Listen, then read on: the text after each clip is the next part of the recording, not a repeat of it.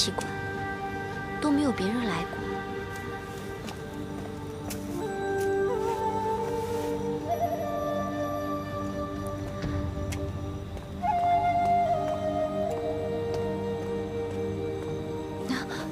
老爷，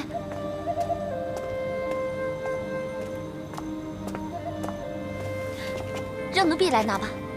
不用了，去忙你的吧。还是让奴婢来拿吧。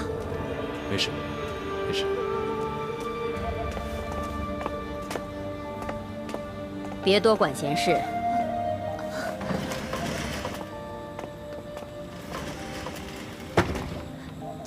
惠慈姑姑，进宫多久了？还不满1年。难怪，若不是出生之毒，又怎能得罪雷上卿，被调到这里来呢？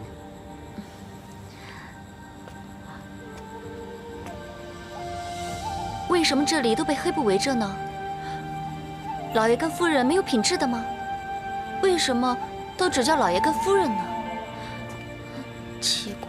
有过教训，还学不了乖。记着，在宫中行走，一定不可多管闲事。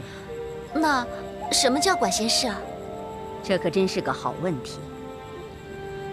姑姑进宫一辈子，吃了不少的苦头，也走了不少的冤枉路，才领悟出一个道理：过犹不及。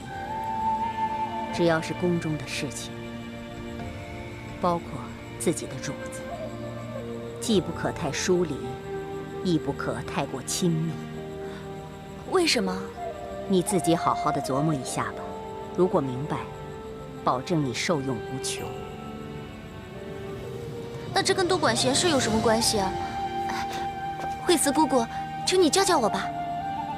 若对自己的主子太过疏离，那就是你自己不懂事；要是太过亲密呢，那就是多管闲事了。就像刚才，他要让你去送汤，一定会叫你；他要不让你去，自有他的原因。你强行要去，除了吃力不讨好，很有可能因为太过亲近，招惹杀身之祸。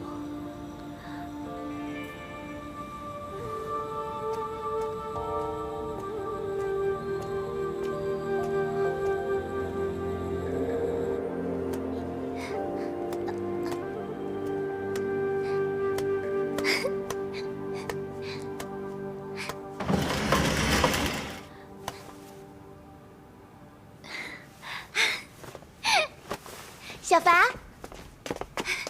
小凡，你去哪儿了？我找你好半天呢。我告诉你一个秘密，我想出去走一走。万万不可！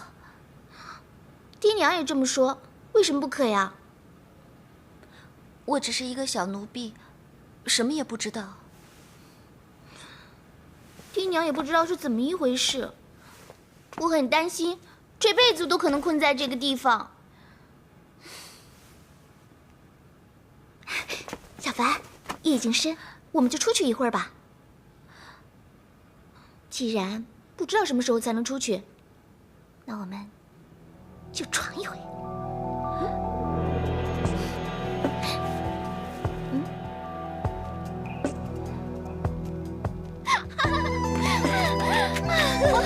真好美啊！你看，那里好多好多。哎，你看，哎，好美啊！公主小心啊！没事儿。你看那里还有萤火虫，我们过去。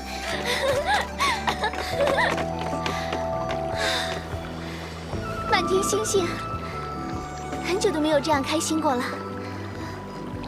你看，天上的月亮是不是很美啊？嗯，真的好美啊！你会在这里待多久啊？我也不知道。那你在这里又待多久了？快3年了。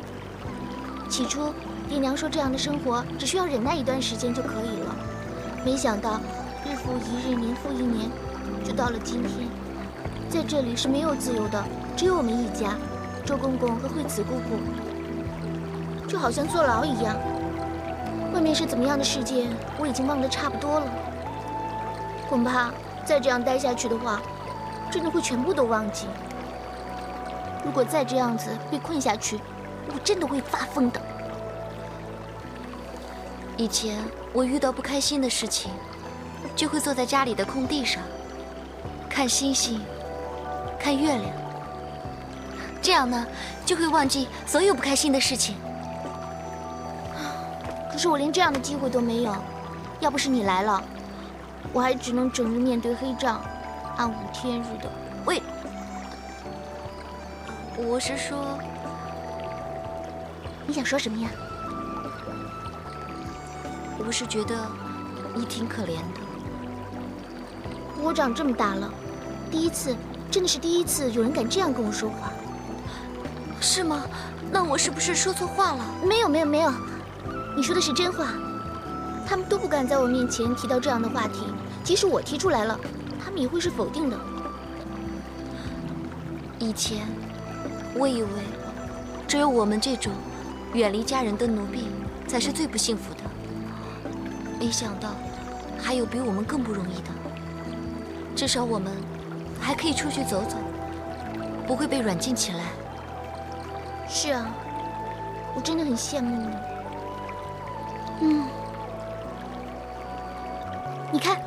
你看那个月亮。如果我是那个月亮的话，我就什么都不用怕，我就可以俯视众生，而众生却要仰望我。我想要去什么地方就去什么地方，想要看什么就看什么。那你知道月亮上住着什么人？嫦娥。那你知道她为什么会待在月宫中啊？为什么？因为她偷吃了仙丹，所以呢，被困在月宫中。它只是一个传说，而我想要的却是现实。但是你要想想，总有一天呢，你可以去外面的大千世界看看的。所以你现在要好好的生活。那你会不会一直陪着我？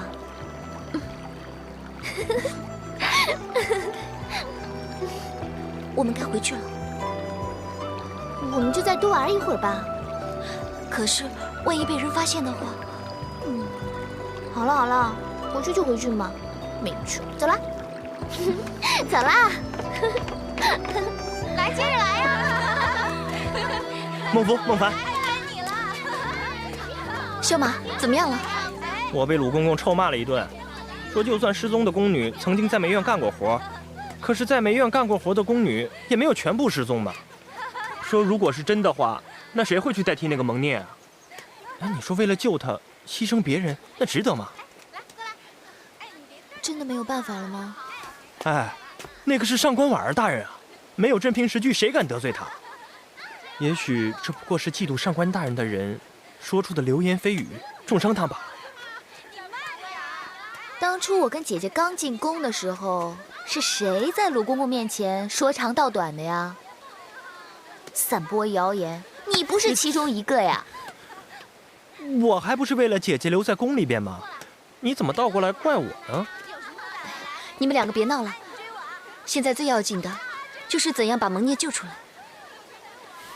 没办法，真的没办法。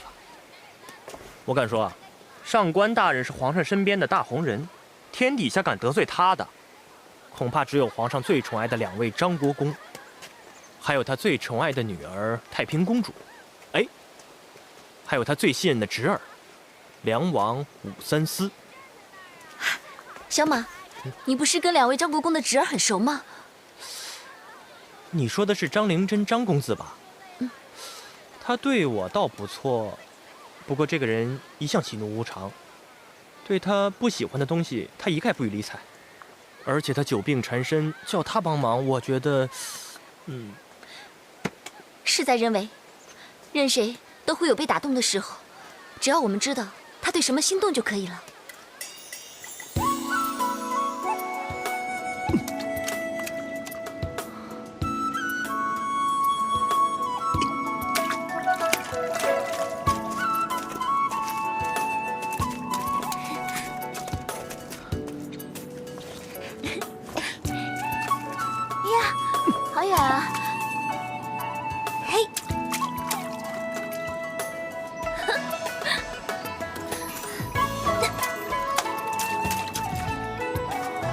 你看，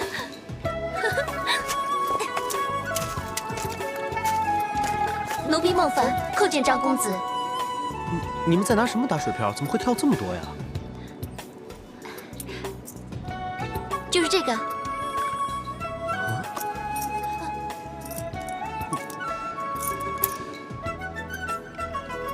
谁教你们用这个打的？奴婢也不知道啊，奴婢是根据这本书上记载而练习的。什么书？这本呢是汉朝所著的《晏子丹》，记载着荆轲在燕国的时候，曾经用铜片呢来打水漂，所以我们姐妹俩就依样葫芦，如法炮制。不过我刚才所见，也只不过是10跳8跳的，没有什么神妙之处嘛。这是我们姐妹俩第一次尝试，就可以玩得这么好，可见如果多加练习的话，掷出30几跳都没有问题。对啊，对啊，而且荆轲在战国的时候还是位名剑客，能够享有盛世之名，必然有他的独门绝活。独门绝活吗？这书借我了。张公子，此书借不得。为什么？这是跟别的宫女借的。哎呀，你们把他叫来，我跟他说不就完了吗？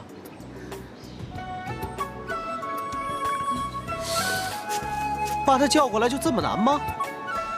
张公子，你有所不知，那名宫女现在被调去梅院干活。听说呢，去过梅院的宫女都会离奇失踪，所以她现在怕得要死，谁都不敢见。他叫什么名字啊？她叫蒙聂。又是他。公子认识她？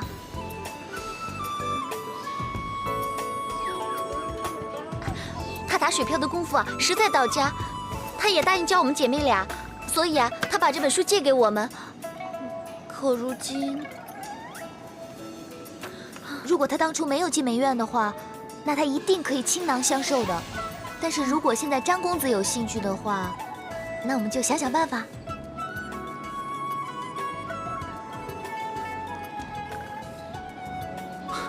这个容易啊，反正我喜欢聪明伶俐的宫女，把她叫进我府中，她以后再也不用去梅院干活了。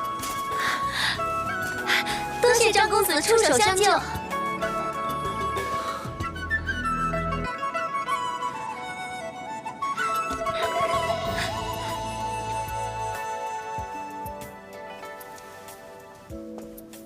你们都听好了，到了梅院，一定要事事谨慎，处处留神，一定不能出错。那里不比上寝局，如果犯了错，随时都可能定死罪。明白吗？明白。那跟我去吧。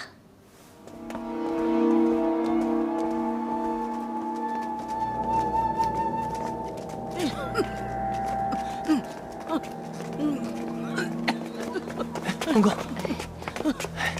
陆公公，如此匆忙，你有什么事吗？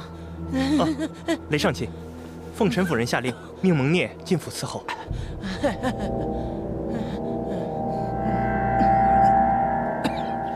事情的经过就是这样。真的，没想到事情进行得如此顺利。蒙聂进了凤臣府，那自然就可以逃过一劫了。哼，那当然。逃过这一劫，你不看你们打水漂的时候，我把我全部的钱都放进去了，我没有钱了。如果这样都救不了他的话，那就是天意了。那就是天意喽。就只有你没钱啊！我跟姐姐的钱袋都被掏光了，都已经没有钱买胭脂了。哎呀，那只要蒙聂可以跟他们一样自由自在，我就如愿以偿了。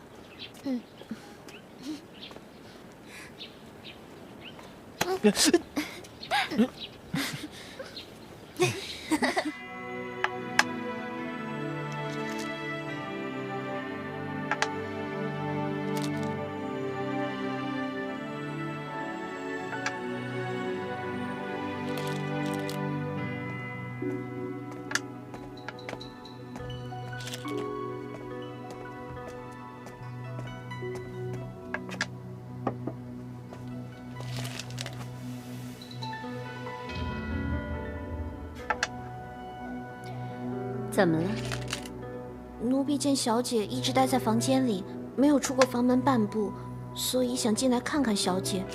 见小姐埋首棋局，不敢打扰。那还待着干嘛？还不快把茶端过来！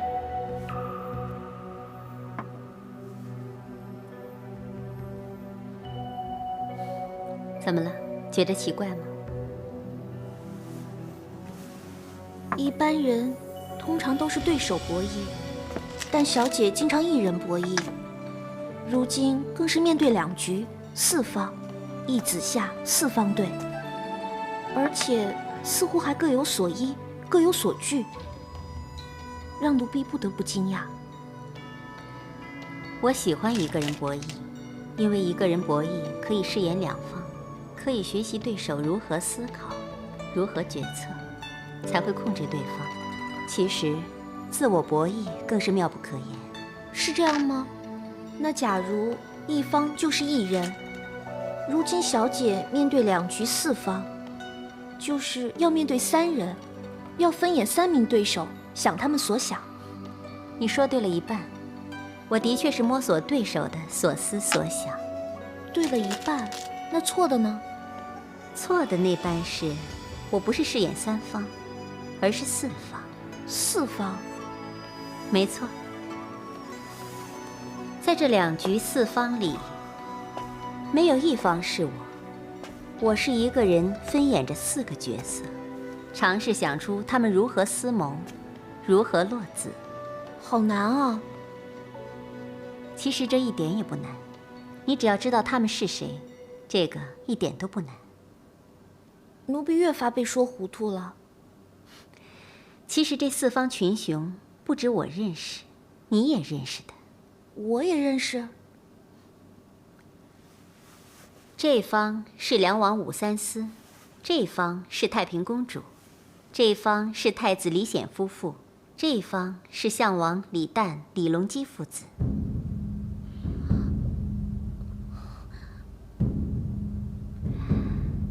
别害怕，我告诉你，就是因为我把你当成是自己人。你也许会想，在宫中怎么可能会有自己人呢？小月没有这么想，小姐。就算你真的那么想，也无妨啊。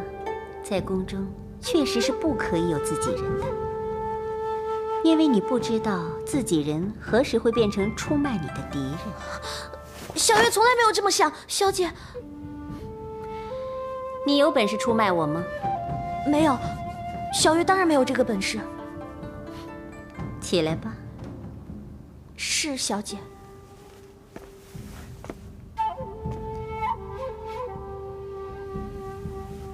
在宫中，不能有亲信的人。可是，人总是要有需要倾诉的对象。做人之道，不可以有太过信任的人，可还是会豢养所谓的自己人。我也是人，我也需要倾诉的对象，只不过是机缘巧合碰上你而已。谢小姐厚爱。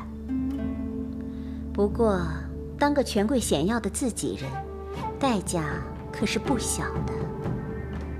你要知道，要是稍有差池，说错半句话，你可能就会身首异处。小月一定不会向别人随便说小姐说过的任何一句话，一个字。那就好了。话说回来，你知道我为什么要效仿他们这4个人，摸索他们4个人的心思吗？奴婢愚钝，猜想不到。皇上年事已高，突然会得失心疯，可能是驾崩先兆。不会的，皇上一定会与天同老，万寿无疆。这里说话不用虚假，你我知道，生老病死人之常态，与天同寿只不过是自欺欺人。而这4个人，肯定不出我所料，他们应该已经正在下棋了。怪不得小姐立下棋局，原来是在摸索4位皇胄的心思。对，他们4个人肯定各有所思所想，只是如何下子，谁先出招，谁会有什么策略，这一时之间我也摸不清、猜不透。不过棋局如迷，这也就是下棋好玩的地方。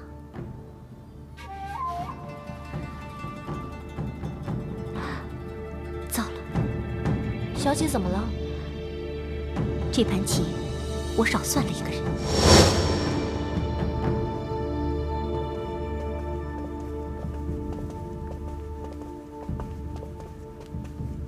皇上，内舍人上官大人到了。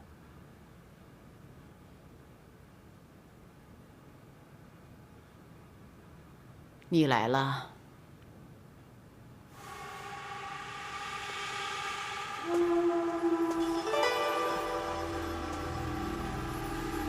小婉参见皇上。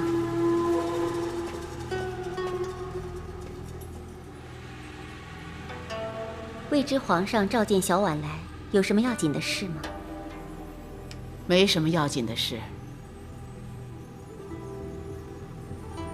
只是朕想见你。我想皇上肯定是觉得闷了，不如让小婉为皇上弹奏一曲。不用了。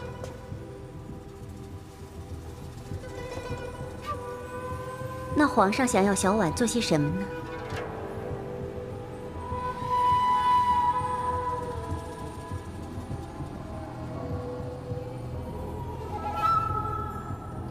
皇上，是不是小婉做错了什么事，让皇上发愁了？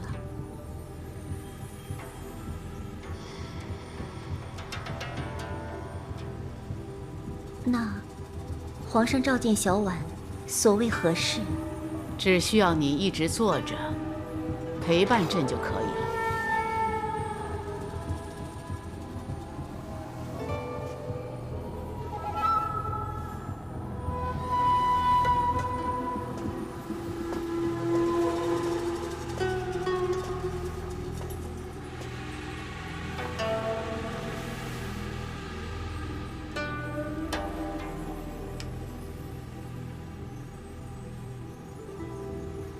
皇上叫小婉来，就为了这件事吗？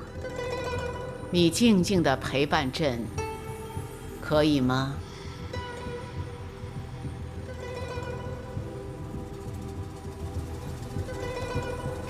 小婉遵命。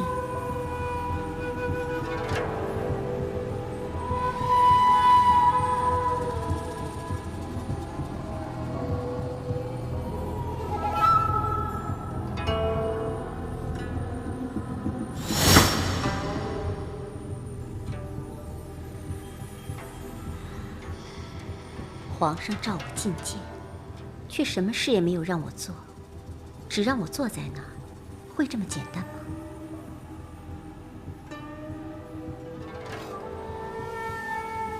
难道皇上也是这盘局的其中一方？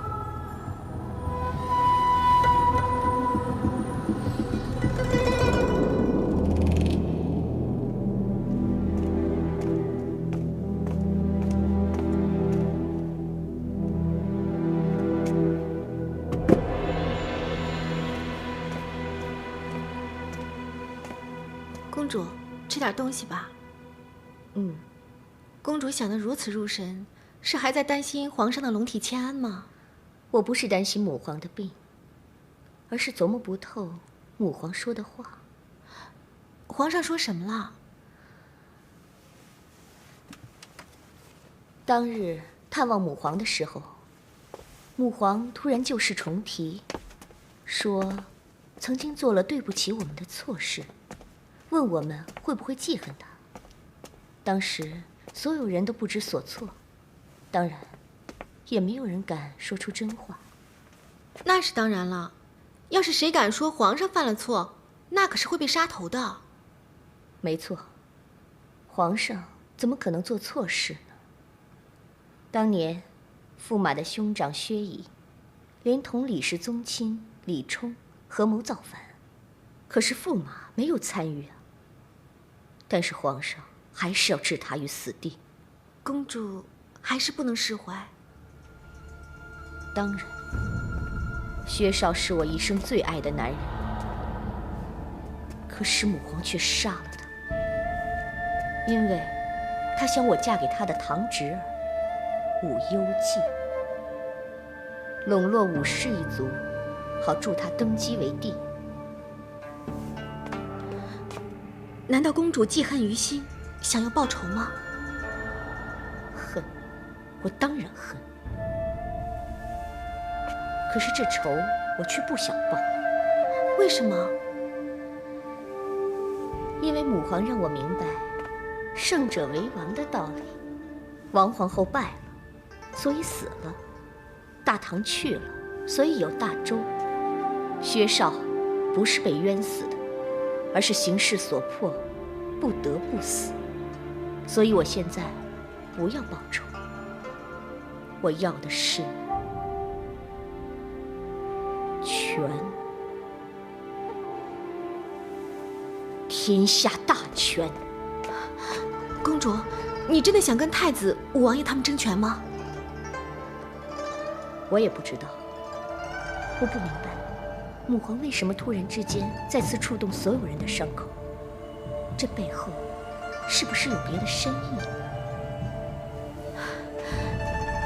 既然想不明白，就不要再想了，多伤脑筋啊！不行，本宫忧虑的不光是母皇的心意，再有就是母皇失心疯之后，究竟皇位的继承会落在7、8两位皇兄，还是武王爷身上？那2位张国公，他们现在可是皇上身边的大红人。这2个妖人本来没有什么机会，可是母皇心意难料，而且他们2个人是什么看法，也没有人知道，说不定会有惊人之举，也未可料。其实啊，在大家心里，公主才是和皇上最为相似的。大家私底下都说了，公主根本就是皇上的写照，不仅智慧，连性格也如出一辙。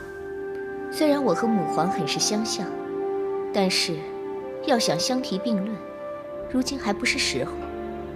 要知道，要想把位子坐得稳、坐得牢，就要有各大臣的扶持，各将领的拥戴。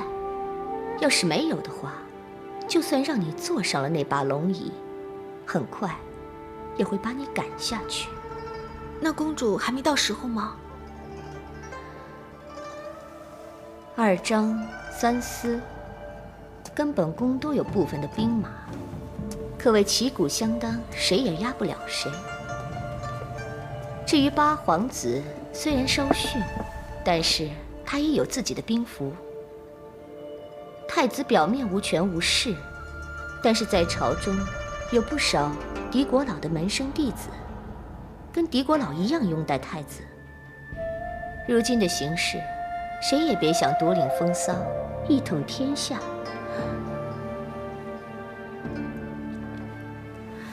那公主，你欲得大权，岂不是？天下大权不是皇上一个人可以掌握的。战国时期，吕不韦奇货可居，造就一代帝王秦始皇。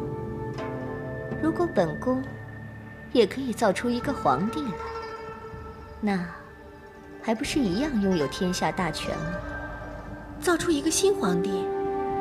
如今本宫要做的，就是选中将来的皇帝，然后把注压在他身上，这样本宫今后在朝中就可以进一步拥有更多的权力。公主计谋，果然巾帼不让须眉。可是，究竟要选哪一个才对呢？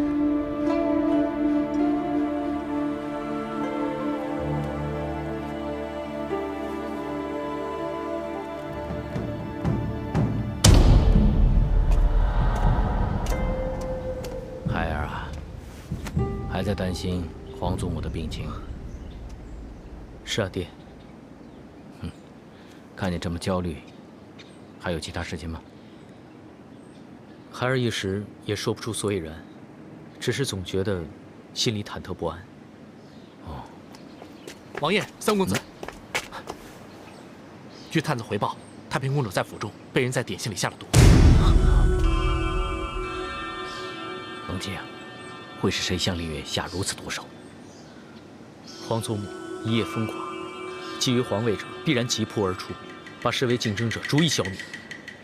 太子之位尚不安稳，二张三思、太平公主莫不图谋趁势而起，他们互为眼中刺，必除之而后快。如此说来，他们每一个都有危险。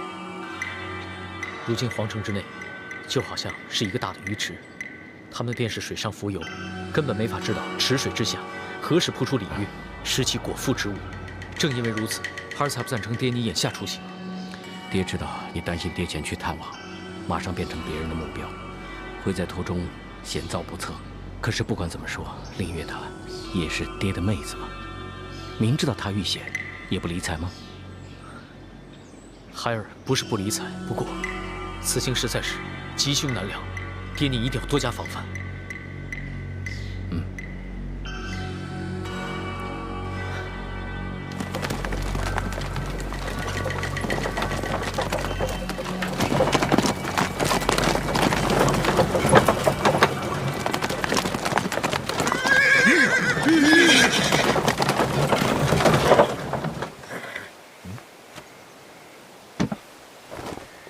房生，发生什么事了？殿下，看来一切平静。即便如此，也要多加小心。是，大家都小心一点。是。继续前行。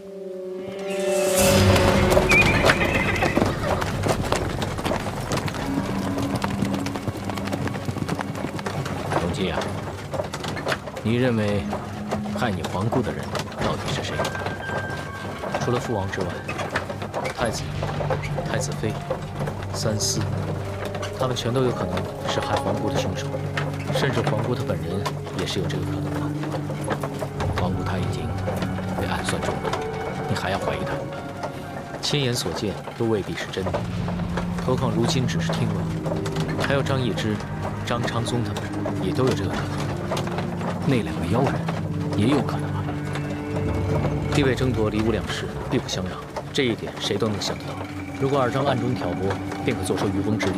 万一事情搞大，触怒皇祖母，说不定来个惊天巨变，传位二张，那岂不是天从人愿，一举两得？不若如此，本王宁肯玉石俱焚，也绝不让两个妖人登上帝位。爹有此决心，孩儿便可全力以赴。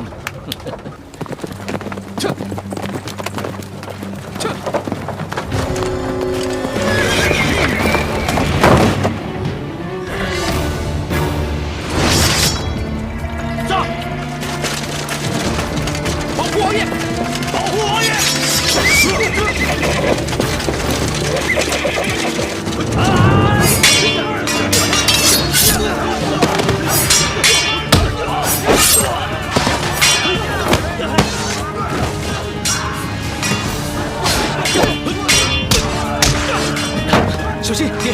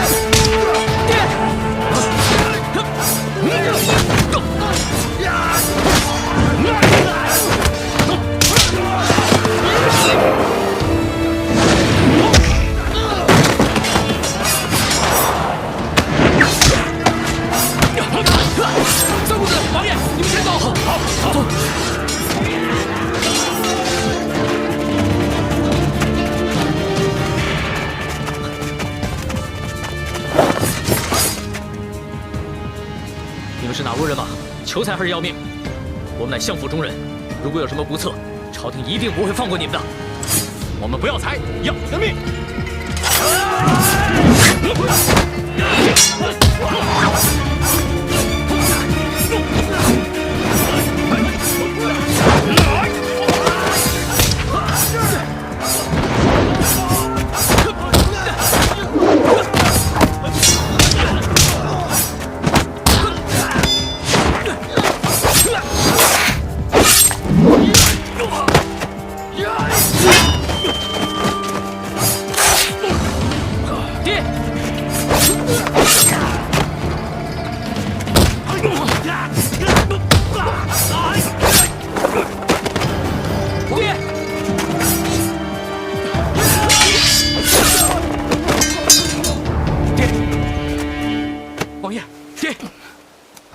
你没事吧？赶快回府。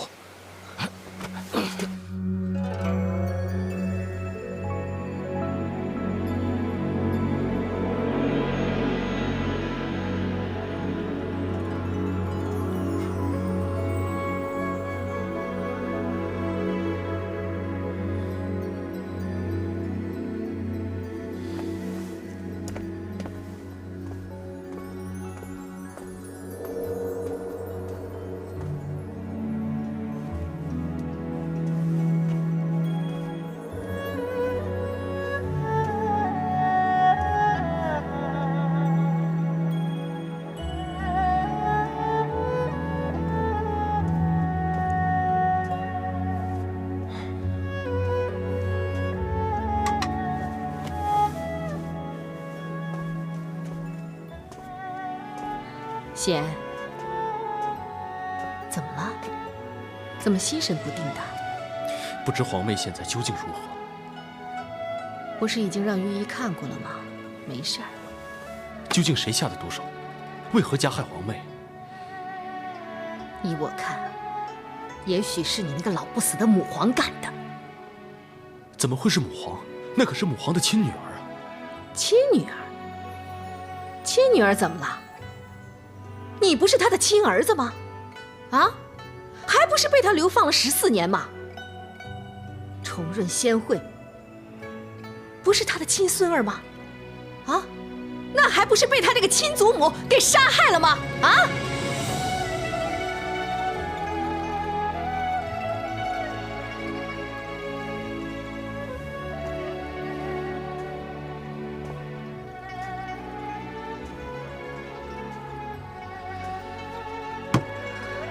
这些年，他带我们诸口部署，把我们整个太子府给团团围住，让我们过暗无天日的日子。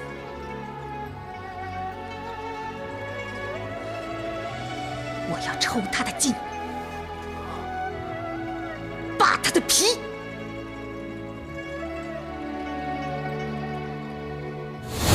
这个怎么办？这该如何是好？我们只是无心之失，爹娘，你一定要救救我们啊！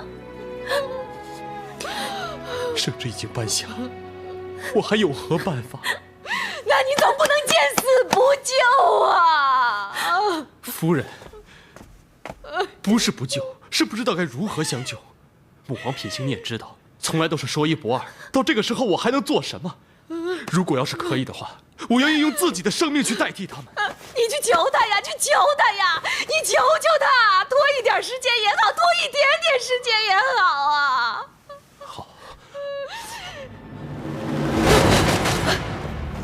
贤惠、重润，你们赶紧去收拾细软，快去快去！严姐，你去吩咐那个侍卫，让他们护送你们出宫，快去呀！快去快去，快点啊！啊，快走快走！爹娘。你们跟上！奉皇上口谕，李重润、李仙惠、武延基，口出狂言，扰乱朝纲，罪大恶极，赐3人毒酒，以儆效尤。赐酒。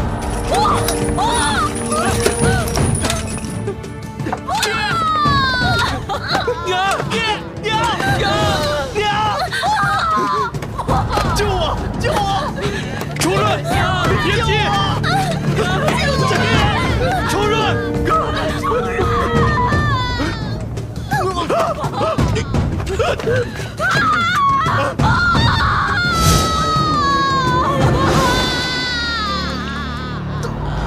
放开我！不要喝！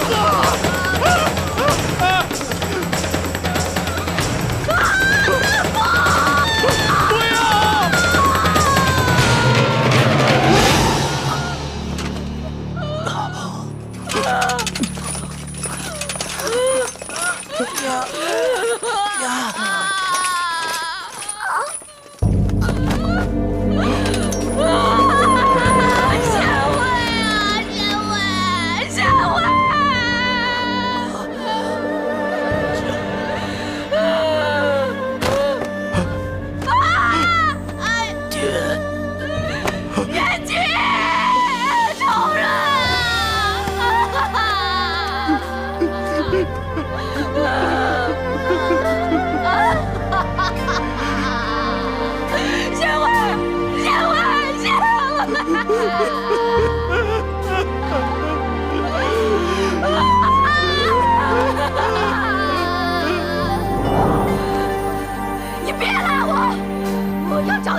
不死他啊！我恨他，我做鬼要掐死他！